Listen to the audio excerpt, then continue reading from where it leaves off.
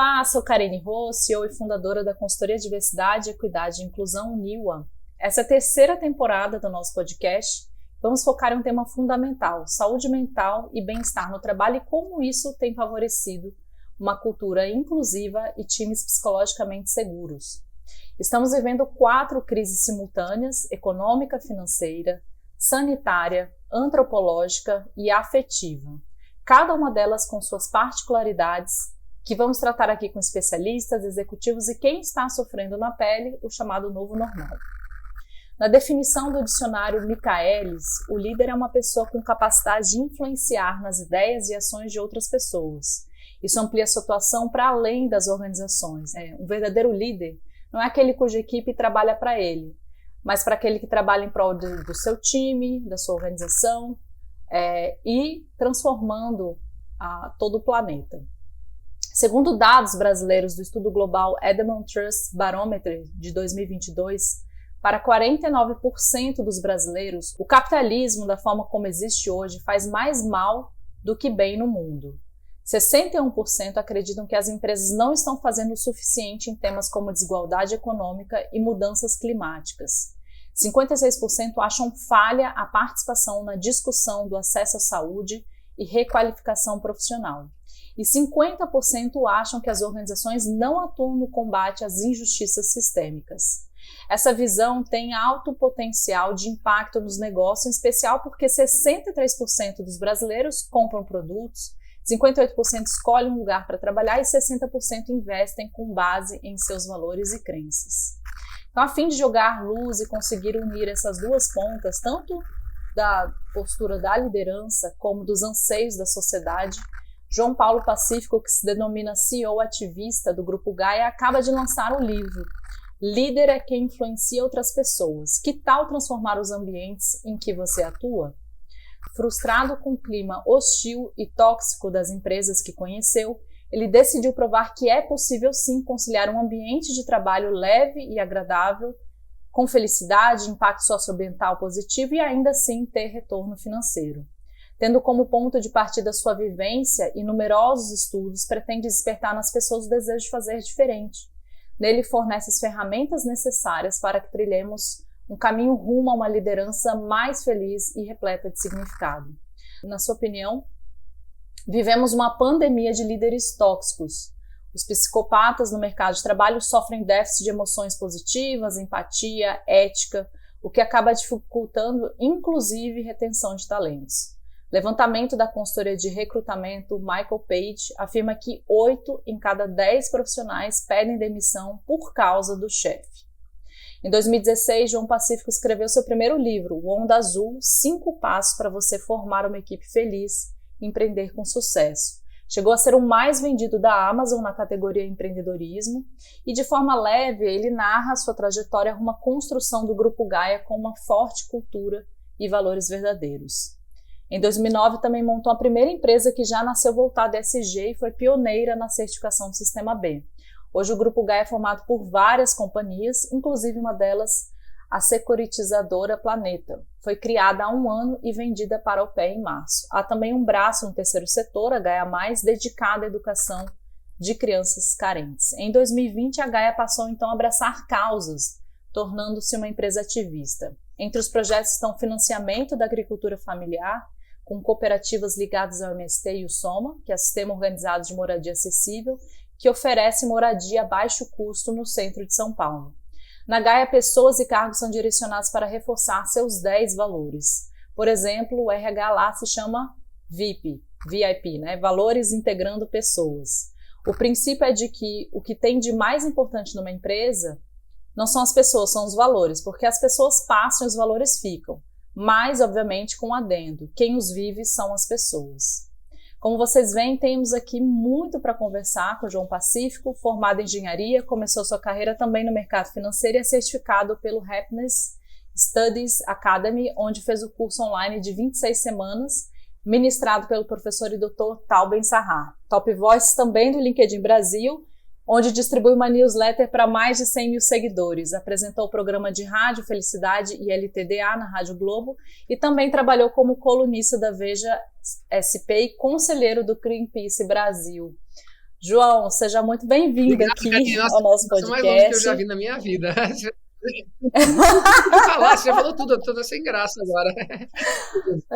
Acabamos aqui, obrigado, né? Pode gente. Ir embora. Obrigado pela oportunidade de compartilhar ideias aqui com você e com os nossos ouvintes. Vamos começando a falar então aqui da missão, né, do Grupo Gaia, que é desenvolver empresas saudáveis, felizes e com propósito. Eu queria que você pudesse contar para a gente como que vocês têm realizado isso e como que vocês têm divulgado boas práticas, né, para servir de benchmarking aí para as outras organizações. Legal, Karine. Tudo começa pela gente, né? Não adianta. Muitas pessoas acabam se preocupando muito em mostrar para os outros mais do que ser, né? E muito mais do que o que a gente entende, que o primeiro passo é a gente ser. E as coisas que a gente acaba divulgando, compartilhando, é para mostrar e para compartilhar coisas legais que a gente tem dentro de casa. E não pelo nosso ego, para falar, dá para você fazer assim que vai ser muito legal também. Quando a gente fala de empresas saudáveis, felizes e com propósito, infelizmente, é muito do oposto que a gente vê hoje no mercado, né? Falando de saúde de uma empresa, falando de saúde dos colaboradores. A gente genuinamente se preocupa com a saúde das pessoas. E você é uma estudiosa disso, sabe? Que, especialmente quando se fala de saúde mental, ela está decaindo nos últimos anos das pessoas, né? Então, por mais que nós tenhamos uma medicina cada vez melhor, né? A medicina só evolui, a quantidade de informações que a gente tem, ela só evolui, e ainda assim, a gente está ficando mais doente no trabalho. Como assim? O que está acontecendo? Faz sentido, né? A gente tem mais medicina, mais informação, mais acesso, e as pessoas estarem mais doentes com a saúde, quando a gente fala de saúde mental, não faz muito sentido. Então a gente começa nós queremos desenvolver empresa, e se não for para ter uma empresa que promova a saúde das pessoas, eu não quero ter empresa. Não, legal, essa empresa lucra muito, mas assim, é uma maquininha de burnout. Não faz o menor sentido ter uma máquina de burnout lucrativa, né?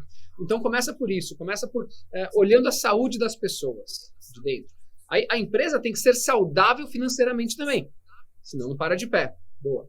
Aí o segundo passo é empresas felizes. Legal, você tá com uma saúde, a gente proporciona uma saúde para as pessoas, uma condição de trabalho que seja legal, mas também como eu consigo fomentar um ambiente leve, um ambiente em que as pessoas possam florescer mais, né? Na linha até do Martin Seligman, né? No livro Florescer, que é um livro muito bacana, e eu também sou bastante seguidor do Tal Ben-Shahar, mas enfim. Então, aí com isso, o que a gente fez? Nós criamos valores que começam com pratique a gratidão. Tem a blusa de hoje, está escrito gratidão. Segundo, gentileza. É o nosso nono valor, espalhe gentileza, engrandeça as relações. Enfim, nós temos vários valores humanos que possibilitam um ambiente mais propício para que as pessoas sejam elas mesmas. Para que um ambiente muito mais colaborativo. Nosso nono valor é fortaleça o grupo. Então a gente é contra a competição interna. Não tem competição aqui. Nós estamos juntos, um acolhimento muito forte, né? Então, você criando um ambiente feliz vai ser bacana. E sabendo que a felicidade, uma pessoa que tem uma vida feliz, ela tem sim sentimentos desagradáveis e nós temos que acolher esses sentimentos desagradáveis. Não, aqui é só uhul. Se o cara estiver triste, ele vai ser excluído. Longe disso, gente, por favor. O Tal Ben-Shahar, ele fala que só 2 tipos de pessoas não têm os sentimentos desagradáveis, como ansiedade, medo, raiva, ódio, enfim, são os mortos e os psicopatas, né? Então, se você fica triste, fico feliz que você está triste, porque, graças a Deus, você faz parte de um ser humano, que você fica triste, aconteceu uma coisa ruim, você vai falar, não, mas beleza, aconteceu uma coisa ruim, mas eu tenho que olhar o lado cheio. Não, peraí, você está triste, acolha a sua tristeza, acolha a tristeza do seu colega no trabalho, né? E aí você vai voltar com o tempo, né? Passando, independente do que for, passando um luto muitas vezes, você vai voltar para uma situação mais agradável. E o terceiro ponto é bacana, então a gente olha a saúde, a gente olha a felicidade, mas por que a gente trabalha, né? A gente trabalha por quê? A gente tem que ter uma razão maior. E muitas vezes, infelizmente, a razão de existência de uma empresa é o lucro. A gente se perdeu no capitalismo de tal forma que o lucro ele deixou de ser um meio para você atingir coisas legais, que é necessário, e ele passou a ser um único objetivo. No fim, então, você olha assim, vai olhar no mercado financeiro, vai olhar as empresas em bolsa, é só produção e lucro, e o resto é tudo um meio. Nós esquecemos que temos seres humanos lá. e muitas vezes são moídos para que cheguem naquele lucro, né? Então, a gente tem que ter um propósito. E no Grupo Gaia é isso, né? Então, a gente tem essa missão de desenvolver negócios que sejam saudáveis, que sejam felizes e que tenham um propósito. No seu mais recente livro, né, você menciona o diagrama de Gaia, né, que permite você conciliar essa boa performance e fazer bem para o mundo. Eu queria que você pudesse contar em mais detalhes como que funciona esse diagrama. Legal, Karine. E como você tem feito isso na prática? O diagrama, vou explicar de forma bem simples para as pessoas que estão ouvindo aqui a gente conseguirem entender. Pensa que tem um eixo deitado, né, o eixo X muitas vezes, aquele eixo deitado. De um lado estão as pessoas tóxicas. E o que são as pessoas tóxicas? São aquelas pessoas que são danosas para as outras pessoas ao seu redor. Aquela pessoa que é pesada, que ela chega e você fala, nossa, você vai na reunião com ela, você sai com dor de cabeça. Então, de um lado tem as pessoas tóxicas. E do outro lado tem as pessoas com comportamento humano. A pessoa com comportamento humano é aquela que faz bem para as que estão em volta dela. Né? Não é o cara que faz festa, mas é aquela pessoa que acolhe.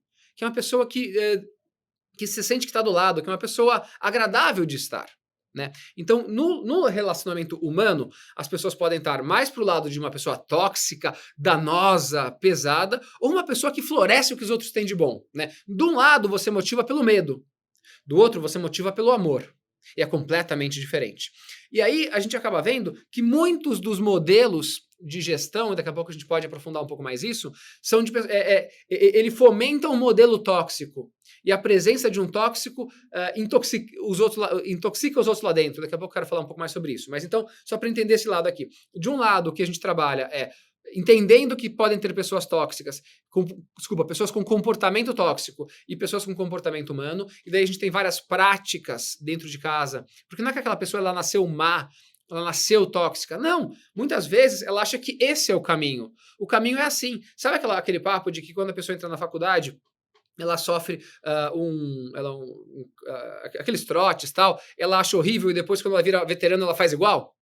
Poxa, mas você não gostava? Por que você está fazendo? Porque eu acho que é assim. Eu virei veterano, eu tenho que fazer igual. E nas empresas da mesma forma. A pessoa entra lá, ela sente uma carga fortíssima de um chefe nada preparado para aquilo, e quando ela vira chefe, ela repete aquele comportamento. Isso acontece com filhos e pais, enfim, e por aí vai. Então, a gente tem que ter claridade sobre isso para entender. As pessoas podem estar aqui ou podem estar aqui. E a gente quer migrar as pessoas para um lado mais humano, um comportamento positivo para o outro. Né? Isso aqui vai ajudar muito, por exemplo, na saúde mental das pessoas, vai ajudar muito na felicidade das pessoas. Então, esse é o eixo deitado. O eixo em pé, que é o eixo Y, embaixo estão as pessoas mercenárias. E quem são as pessoas mercenárias? São aquelas que trabalham simplesmente por uma razão: dinheiro. A única coisa que importa para elas é o dinheiro. Então elas passam por cima de tudo que for necessário para ganhar mais dinheiro. Né? Está cheio de pessoas assim. E no eixo lá em cima, nesse eixo vertical, estão as pessoas ativistas. E quem são as pessoas ativistas? Aquelas que querem fazer algo com propósito, que desenvolvem propósito, que sim, também querem ganhar dinheiro. Mas o dinheiro ele é uma das variáveis que tem na equação, não é a única. Né? Então aqui você olha, é dinheiro acima de tudo. Aqui não, aqui tem uma razão de existência disso. E aí, quando você junta, você tem 4 quadrantes. Você tem um quadrante de pessoas tóxicas e mercenárias. E, infelizmente, esse é o lugar que tem mais gente. E daí a gente pode explicar o porquê, mas tem mais gente, pessoas tóxicas e mercenárias que foram ganhando poder.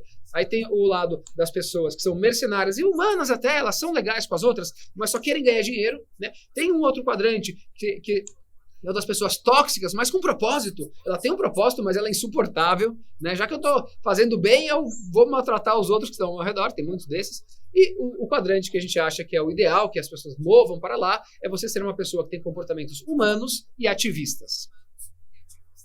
Uhum. Isso me lembrou a sua fala, o livro do Dar e Receber, do Adam Grant, ele no livro dele, ele fala de 3 perfis de pessoas, né? Um perfil que é o tomador, né? Ele também fez um estudo com diversas lideranças em empresas, e o perfil tomador é aquele basicamente que, bom, vou fazer isso porque se eu não fizer, ninguém vai fazer, né? Então ele é aquela pessoa mais no caráter mais interesseiro, oportunista. Você tem o compensador, que eu vou fazer algo para você porque eu sei que daqui a pouco, quando eu precisar de você, você vai me ajudar aqui. E ele fala do terceiro perfil, que são os doadores, que são pessoas que genuinamente ajudam outras pessoas, sem nada em troca. E aí o que é interessante que ele fala? Que os doadores eles estão na base da pirâmide, mas eles estão no topo. E o que diferencia os que estão na base e os que estão no topo é estratégia, né? Ou seja, você tem os valores intrínsecos da generosidade, né? Da capacidade de ajuda, da capacidade de empatia, de conexão e compaixão, mas você está usando isso a serviço de mudanças, né? Você está usando isso com um propósito, você está usando isso para canalizar isso para mudanças.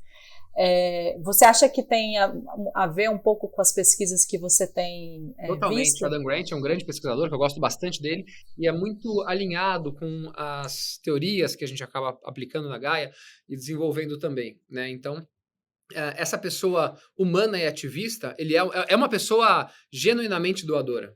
Ela é uma pessoa assim, porque você está querendo se doar ao próximo, né, e cuidar do próximo.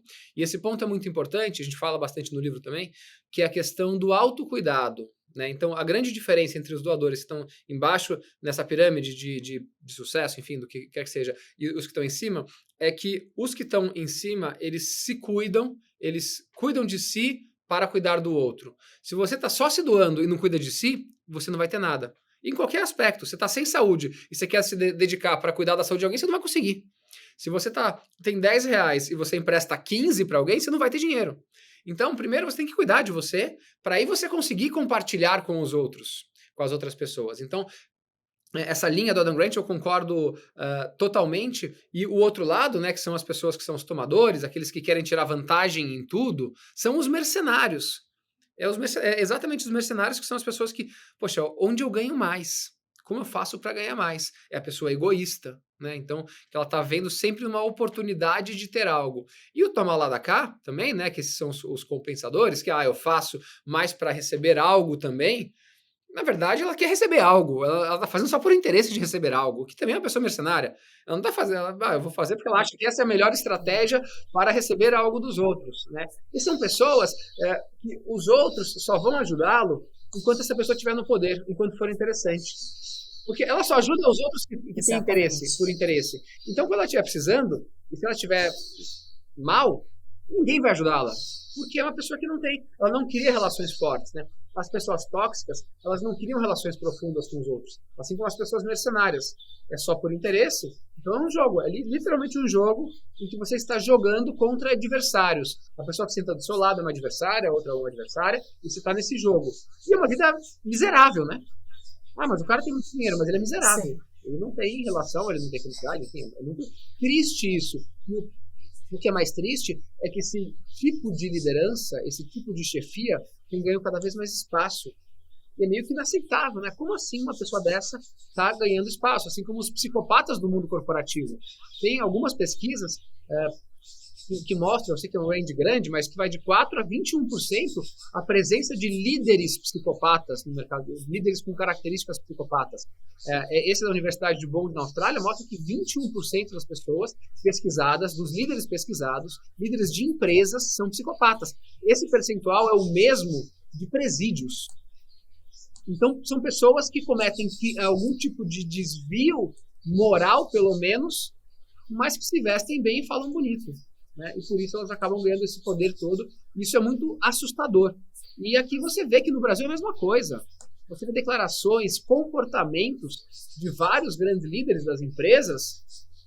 E como eu me posiciono muito nessa linha mais humanitária, mais humana, e olhando para o ser humano, eu vejo muitas vezes pessoas mandam mensagens relatando casos que acontecem e até assustadores. Você fala, nossa, como assim, né? Numa empresa acontece esse tipo de coisa. Isso me lembrou um livro também de um pesquisador chamado Tomás Chamorro, que ele criou um livro chamado, ele está em inglês só, que é Why Do So Many Incompetent Men Become Leaders, né? Por que tantos homens incompetentes se tornam líderes? E ele fala sobre essas características narcísicas, né?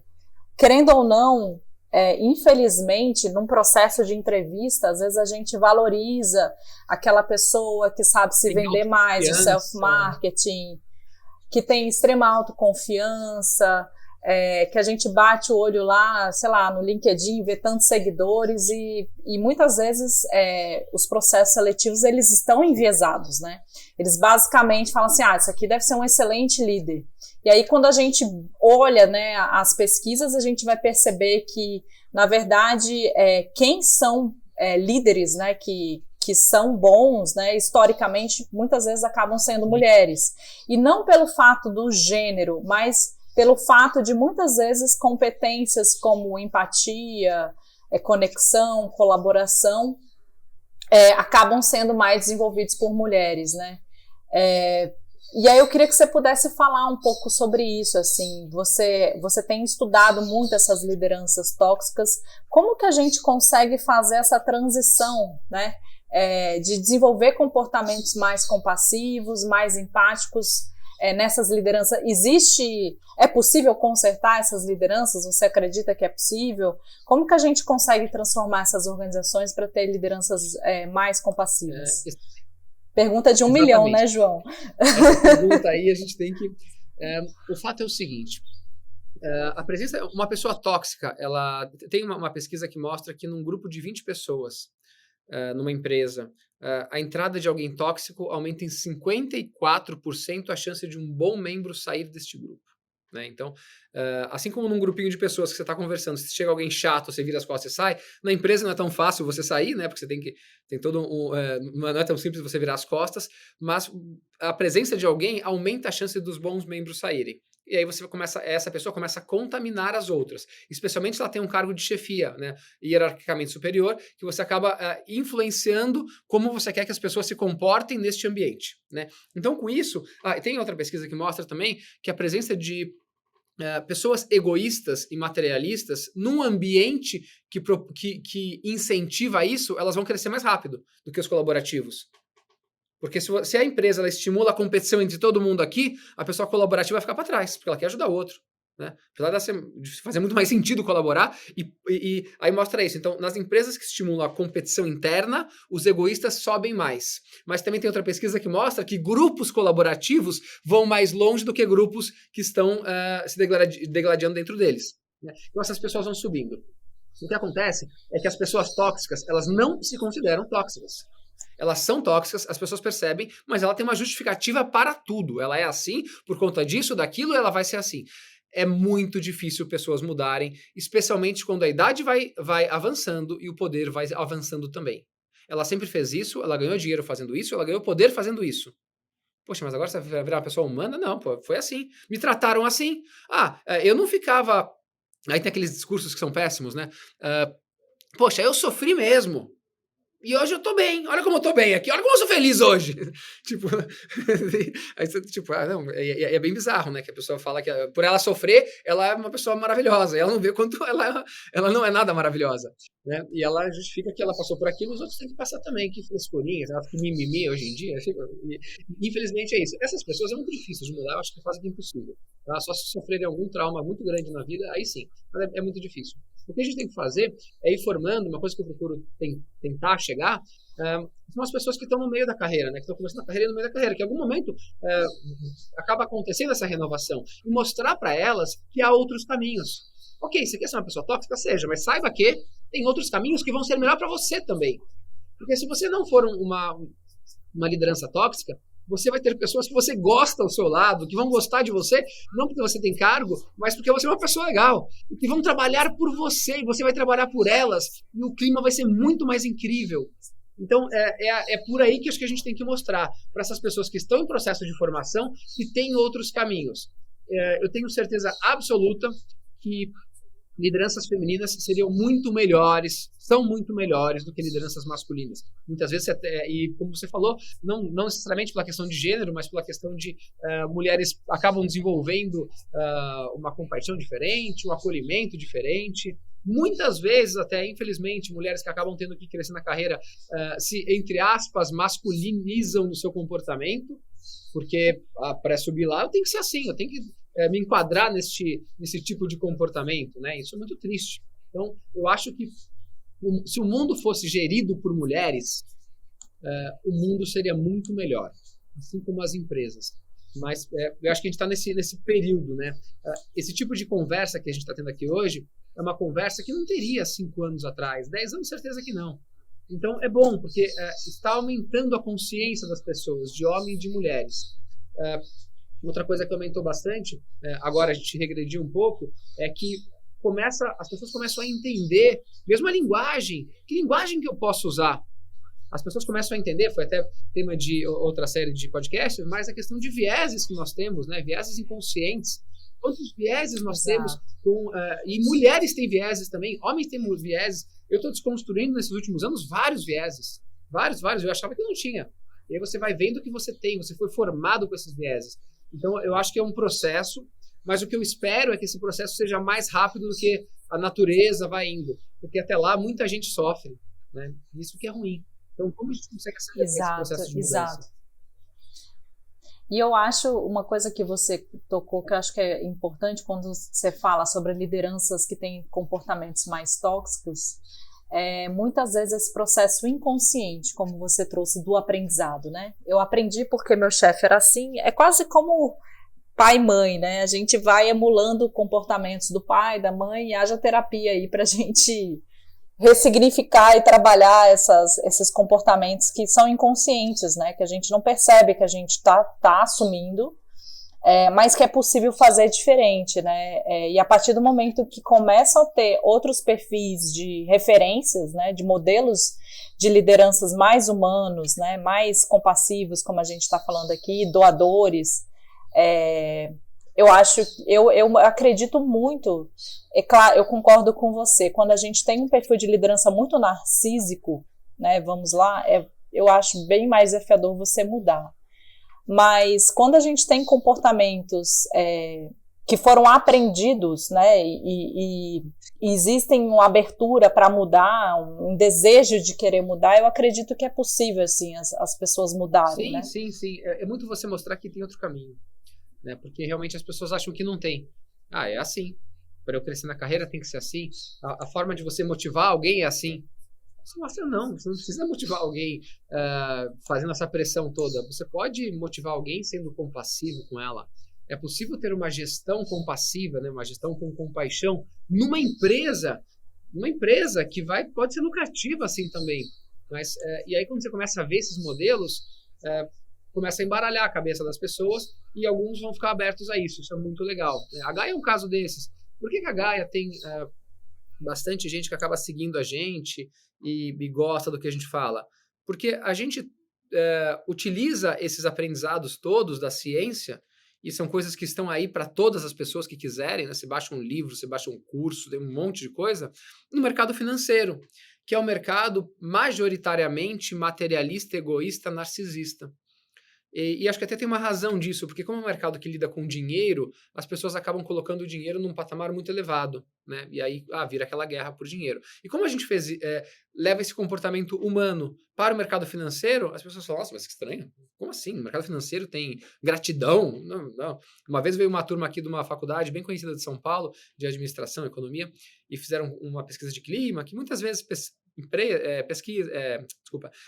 estudantes vêm fazer TCC, essas coisas aqui na Gaia, até de fora do Brasil já fizeram, e aí falaram, nossa, mas falaram pra gente lá que mercado financeiro não tem essa de ser feliz. Mas como assim, gente? Somos seres humanos, né? Você vai querer viver 30 anos, ou se não ficar aquelas pessoas com 35 anos extremamente estressada, ou aquelas que falam, eu preciso me aposentar aos 40 anos. Ou senão, você perdeu 40 anos da sua vida se matando só para ter mais dinheiro, né? Não que o dinheiro não seja bom, enfim, ainda mais na situação atual de Brasil, que a gente tem muita gente, infelizmente, sem oportunidades, sem recursos, tudo, mas essas pessoas estão querendo acumular, e pegar metade da vida delas, e depois achando que elas se formaram durante 40 anos, pessoas miseráveis, se dedicando, estragando a sua saúde, e achando que depois vão ser felizes. E não vão, porque toda a formação delas foi por outro caminho, né? E aí o que vai acontecer é que ela vai chegar lá e falar, nossa, mas peraí, mas eu tenho isso de dinheiro e não estou mais feliz.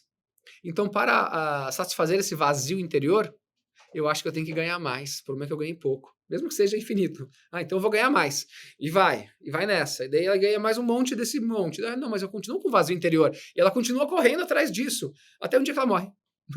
Em qualquer idade, morreu, acabou. E aí acabou a vida, e teve uma vida que, assim, nenhum sentido, né? Ninguém vai lembrar com ela, nossa, que pessoa legal. Não, é uma pessoa que simplesmente veio aqui para usurpar dos outros.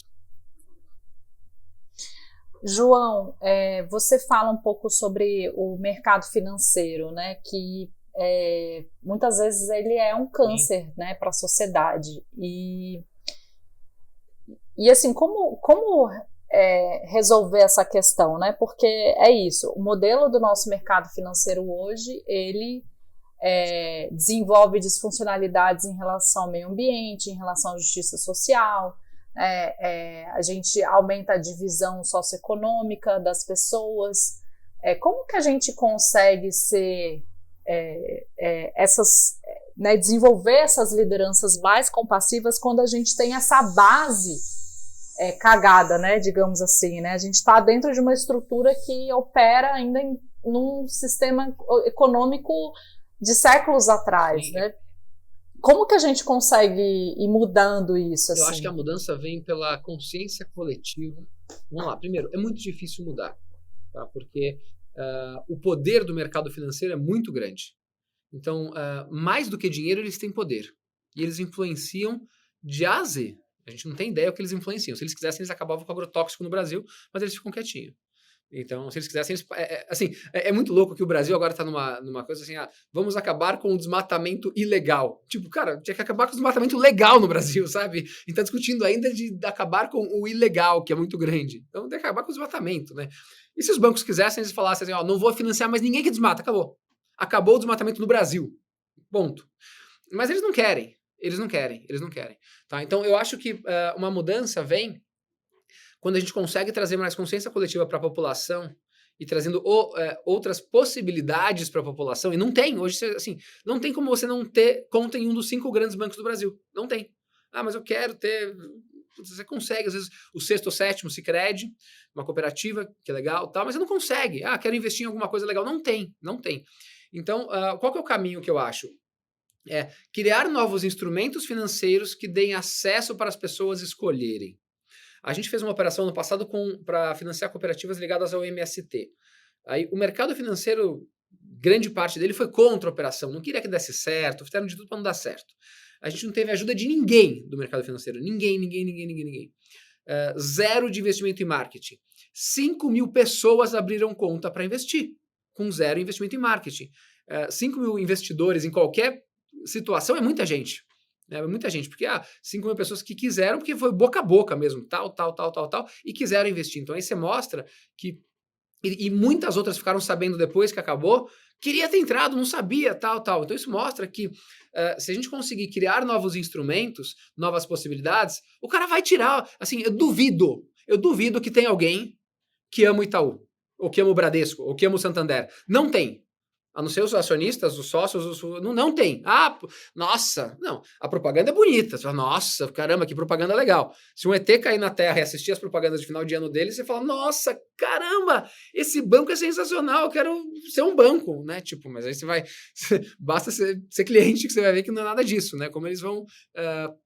o que eles vão fazer com você. Então não tem, esses bancos eles estão lá porque tem não é monopólio, mas um monopólio de 5, né? 2 estatais e 3 assim, e 3 privados. Esses caras mandam em tudo. Então eu acho que o caminho para isso é um caminho que a Gaia vem tentando fazer. A Gaia não quer fazer isso sozinho de maneira nenhuma, porque eu não acredito em nada que é concentrado, tá? A não ser as coisas que estão no Estado. O resto tem que ter várias iniciativas para falar, nossa, que legal, eu quero investir em agricultura familiar, eu gosto de habitação, eu quero investir em empresas de economia solidária, quero colocar meu dinheiro nisso. E aí, se você começa a trazer isso daqui, aí o dinheiro começa a migrar. Porque a gente não pode esquecer que, por maior que um banco seja, o que o banco tem de mais forte é a confiança das pessoas. Se chegar hoje e 40%, 50% das pessoas que são clientes do Bradesco falaram assim, beleza, eu vou trocar do Bradesco para o Banco do Brasil. Hoje, o Bradesco quebra hoje. Quebra. Porque ele não tem, o dinheiro não é dele, né? Ele tem um dinheiro aqui, e no dinheiro não é dele. Então você pode ir lá sacar o seu dinheiro. Se metade sacar, ou 30% sacar o dinheiro, não deve ter liquidez para isso. Ele quebra hoje. Então, é grande, mas eles são muito poderosos, muito fortes, mas também, se começarem a aparecer coisas, eles podem, com o tempo, ficar muito pequenos. Porque é só a pessoa tirar o dinheiro de lá. Nada prende a pessoa lá, a não ser a falta de possibilidades que ela tem hoje no mercado. Então, se vier um banco, digamos que venha, sei lá, a ONU monta o Banco do Bem, não é a ONU, nem seria a ONU, mas enfim. A gente monta o Banco do Bem super forte e tal, legal pra caramba, tal, todo mundo migra, acabou. Então... Mas é difícil, porque as pessoas que estão lá, eles dominam. Então, você pega no começo da pandemia, no comecinho da pandemia, os bancos são super capitalizados. Vai Banco Central e joga dinheiro nos bancos. Eles, assim, enquanto o pessoal morrendo de fome, o governo não querendo dar R$200 para a pessoa que está com fome, os bancos que estão nadando em dinheiro, trilhão para lá. E é assim. Eu queria pegar essa fala que você trouxe sobre a consciência, né? O Otto Scharmer, ele fala muito sobre a conexão do nosso corpo, né? Com o nosso corpo, a nossa mente, essa consciência em relação às nossas relações e a uma consciência em relação ao planeta. E ele fala que a liderança, né, para esse futuro que emerge, ele trata muito isso, sobre as disfuncionalidades, né, que estamos operando e como que a gente pode fazer diferente, de maneira sistêmica. Uma das coisas que ele fala é a gente romper também a nossa bolha, né, principalmente das lideranças que estão no poder atual, né, essa desconexão com a nossa realidade, o nosso contexto sócio-histórico, né? O impacto que está gerando no ambiente. Eu acho que talvez se a gente conseguisse furar essas bolhas e a gente pudesse ter lideranças mais conectadas à realidade do nosso país, talvez a gente tivesse lideranças que tivessem mais brigando por ter mais justiça social. Perfeito, porque esse é um ponto fundamental. E acho que é algo que para mim foi muito importante na minha carreira, na minha trajetória, foi sair das bolhas.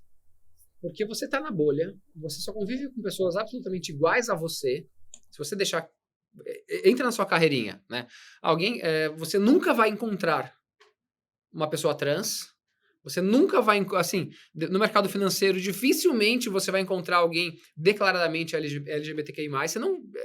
Putz, alguém que é declarado, tal, não vai. No mercado financeiro tradicional, você vai entrar, não vai.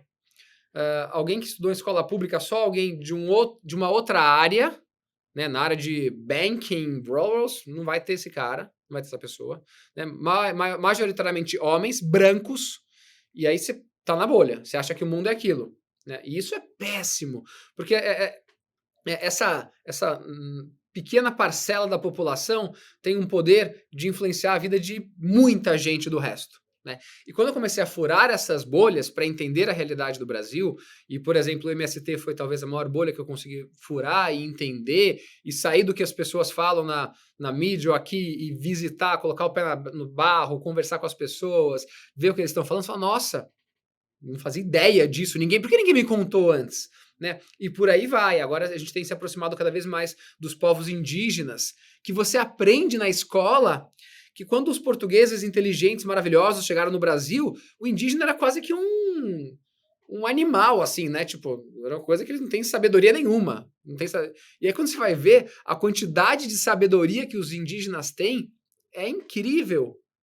E se tivessem indígenas conduzindo os bancos da Faria Lima, eu tenho certeza que o aquecimento global estaria em outro patamar, entendeu? Certeza. E é uma loucura isso, né? Você falar, pô, os caras aqui que são os inteligentes daqui estão destruindo o mundo, destruindo a saúde mental das pessoas, uma desigualdade gigante, cada vez mais pessoas em situação de rua, mas os caras são... O importante é a reforma que tira dinheiro, a reforma da Previdência, desculpa, que tira dinheiro porque senão não tem dinheiro para pagar a dívida dos bancos. E aí você tira dinheiro de quem? Dos pobres. E aí você entende, e aí vem essa lógica absolutamente que não funciona, neoliberal, e que as pessoas continuam a defender. Não, privatiza tudo que vai dar certo. Privatiza tudo que vai dar certo, e a gente está vendo o que está acontecendo com tudo, né, no Brasil, de gasolina a alimentos, a tudo, e a gente está numa situação em que os ricos ficam super bem, mas esse 0,1% da população.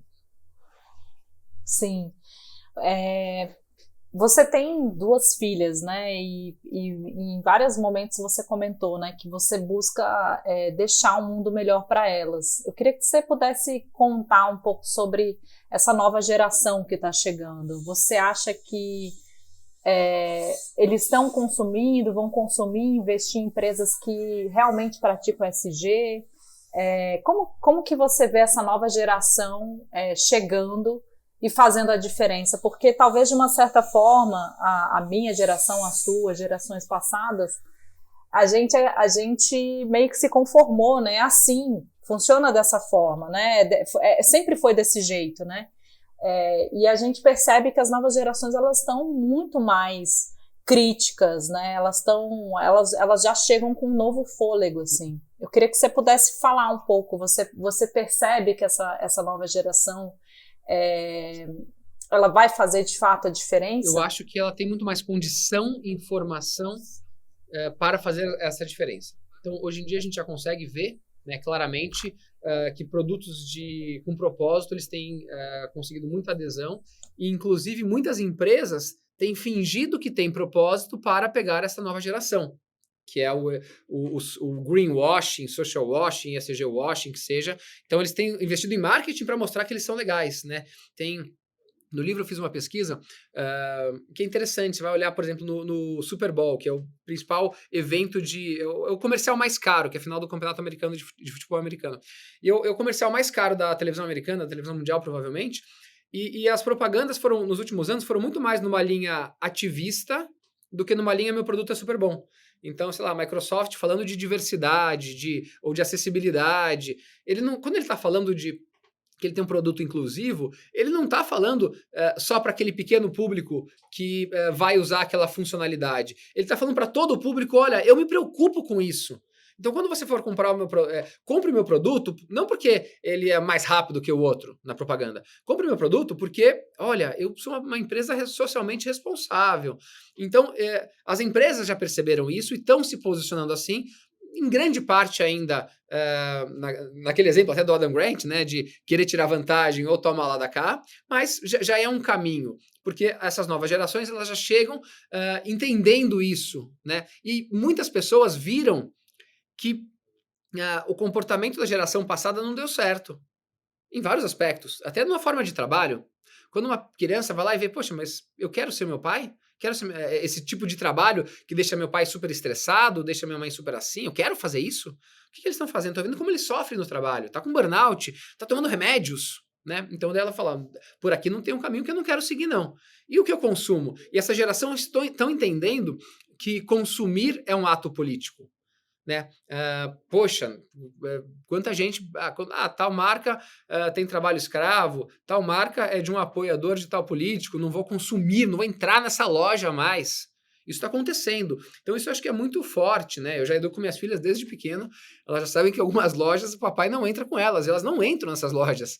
Então, porque seguem uma linha que a gente não acredita. Isso é muito legal. Então eu acho que é o que a gente está fazendo. Mas, por outro lado, como a gente vive hoje em dia em bolhas, né, e a rede social ela amplifica bolhas também, né, você entra num negócio que você só vê aquilo daquela bolha. O lado da bolha que domina o poder também está querendo cooptar essas pessoas. Então tem esse outro lado também. De quem tem muito poder, quem tem muito dinheiro, consegue cooptar e perpetuar esse tipo de argumento. De que o problema, de que o pobre só não tem mais dinheiro porque ele é vagabundo. De que trabalha enquanto os outros dormem, né? Então essa farsa da meritocracia, que ela é muito vendida ainda, não na minha bolha, mas numa bolha que eu já participei. Então a gente tem que estar, assim, então um resumo dessa resposta. Eu acho que sim, é um caminho, vai acontecer, estamos trabalhando para isso, mas tem que ficar atento porque o Brasil ele ainda é um país escravagista e colonizador. Gente, eu tô amando aqui, mas o tempo já tá passando. Eu ouvi você e eu queria poder explorar isso um pouco mais, né? Essa questão do diversity washing, né? Até você mencionou o ESG washing, enfim, green washing, que é justamente essa fachada, né? Então eu tô boto um selinho lá de mesa LGBT, mas na prática eu nem faço nenhuma ação inclusiva para conseguir enxergar, escutar esse público dentro da minha empresa. E, ao mesmo tempo, a gente estava falando aqui, né, no início sobre práticas de contemplação e tudo mais, a gente começa a perceber que as organizações elas começaram a adotar, em função do contexto de pandemia, muitas práticas voltadas para a saúde mental, né? Inclusive atenção plena, práticas de yoga. E aí eu queria ouvir isso de você, porque a gente falou tanto sobre liderança tóxica, sobre esses comportamentos. É muito comum, muitas vezes, essas empresas usarem dessa roupagem do mindfulness, da atenção plena, de que eu estou, de fato, olhando para a saúde do meu colaborador, mas, no fundo, eu quero que ele trabalhe, que ele rache o coco aqui, né, 24 horas trabalhando, enfim. Como que a gente sai? Porque esse é um comportamento ainda muito comando e controle, é um pensamento muito retrógrado, né, fabril ainda, né, de exploração das pessoas. E eu fico pensando que enquanto a gente tiver esse mindset, a gente não vai conseguir, de fato, desenvolver uma cultura de inclusão, uma cultura de diversidade, porque a motivação ela está errada, ela já está cagada. Então, eu queria ouvir isso de você. Eu atuo, né, fazendo esse trabalho dentro das organizações, e eu acho que ainda são poucas empresas que genuinamente querem isso, sabe? Tipo assim, que pegam isso, batem no peito e falam assim, cara, eu vou fazer a diferença, em todas as ações que eu fizer dentro da organização, vai ter esse viés de diversidade, de inclusão. Eu queria que você pudesse falar um pouco isso, como que você percebe isso dentro da sua atuação. Legal, não, um ótimo ponto, funciona assim. A empresa vai lá e fala assim, eu me preocupo com tal coisa. Legal, você se preocupa com qualquer que seja essa tal coisa. Mas como que é a avaliação? A pessoa ela é avaliada pelo quê? Ela é recompensada pelo quê? Se você na hora de avaliar alguém e de recompensar alguém, você está olhando só a produtividade e o lucro que ela gerou, então é tudo palhaçada. Então, mas se você for recompensar ela pela diversidade da equipe dela, aí ok. Então, aí sim, a pessoa... E da onde que parte isso? Isso aqui parte da consciência das pessoas que tomam as decisões macro da organização. Uma grande coisa que eu fiz na vida foi nunca ter vendido... Eu vendi agora, mas eu vendi totalmente. Saí totalmente da maior parte do meu negócio. Mas eu nunca trouxe sócio de fora, assim. Eu nunca trouxe banco que queria ser sócio daí. Eu nunca quis isso. Por quê? Porque senão ia ter um desalinhamento. Eu me preocupo genuinamente com o bem-estar da saúde mental das pessoas. E aí, é isso aqui, não basta você colocar uma salinha de meditação. Eu fiz uma salinha de meditação, check. Eu disponibilizei online uma aula de yoga segunda às 8 horas da manhã para quem quiser, mesmo que ninguém vá, check. Acabou, já fiz minha parte. Aqui, ó, tem 10 itens que eu já fiz. Olha o que a gente faz, que legal. Vou colocar até no site da empresa, vou fazer uma propaganda para mostrar o que a gente está fazendo. Mas a motivação foi só dar um check lá para fingir que você faz.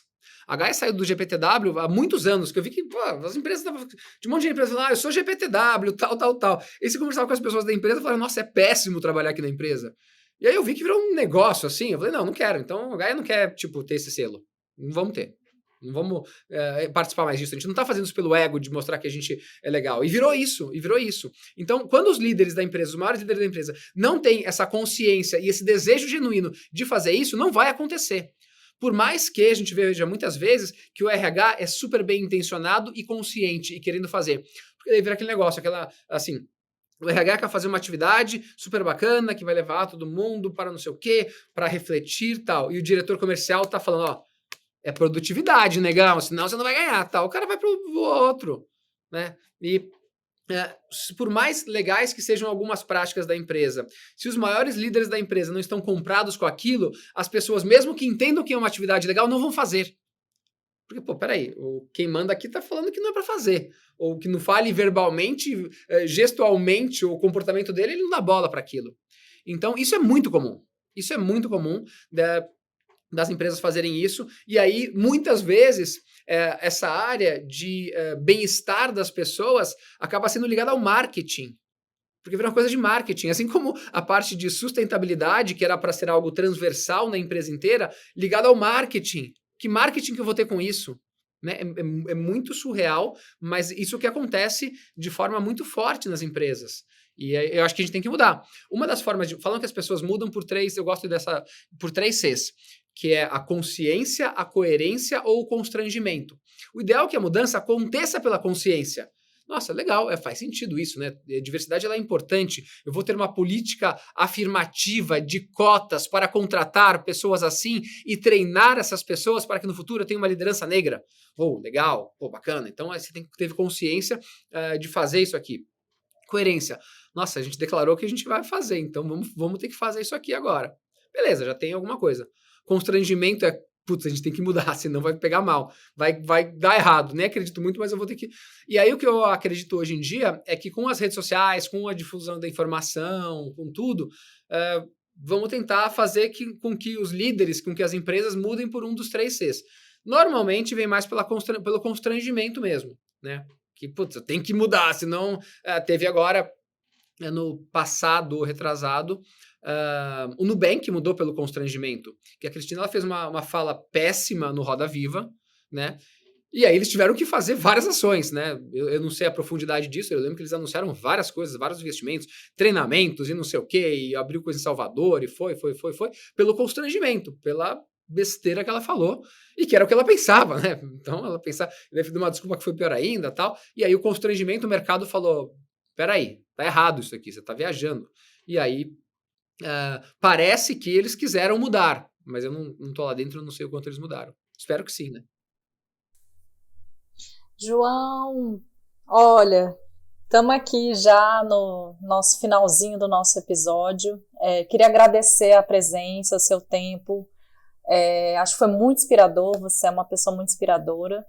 E queria que você pudesse deixar uma mensagem final, comentasse um pouco do seu livro, para as pessoas irem lá. Vai ter lançamento de autógrafos, não vai? Conta aí um pouco mais também para a gente poder acompanhar o seu trabalho. Estou com o livro na mão aqui. Seja líder como o mundo precisa, impacte as pessoas, os negócios e o planeta. Esse novo olhar sobre liderança, muitos exemplos práticos, exemplos teóricos também. A gente fez um pré-lançamento virtual, que foi muito legal, com a turma do ICL, e foi bem bacana mesmo. E a editora está vendo, tinha a questão da pandemia, daí agora está muito mais tranquilo se vai ter um lançamento físico ou não. Parece até que vai ter, mas eu não sei muitos detalhes. Mas quem quiser pode comprar, tem livrarias físicas, nas livrarias virtuais também. É da HarperCollins, segunda maior editora do mundo. E o livro tá bem legal, não porque fui eu que escrevi, mas e eu escrevi não por nada, senão compartilhar coisas legais para as pessoas e para abrir a cabeça. E o que eu falo, não preciso que elas concordem comigo, mas pelo menos que elas reflitam. Fazer as pessoas refletirem nesses aspectos de como você trata as outras pessoas, como você trata você mesmo e por que você trabalha e como você pode criar novas formas de trabalho, eu acho que já faz abrir a cabeça de muita gente e, enfim, e para que a gente consiga, no fim das contas, fazer que o mundo seja um lugar melhor para todas as pessoas, né? Das próximas gerações, dessa geração, enfim, e que a gente consiga, todos, como sociedade, sermos mais felizes.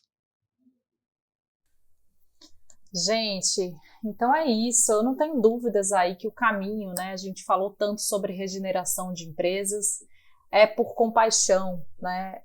Por lideranças cada vez mais conectadas aos seus times, fornecendo escutativa, flexibilidade, senso de unidade. A gente falou tanto sobre valores aqui nesse episódio com o João.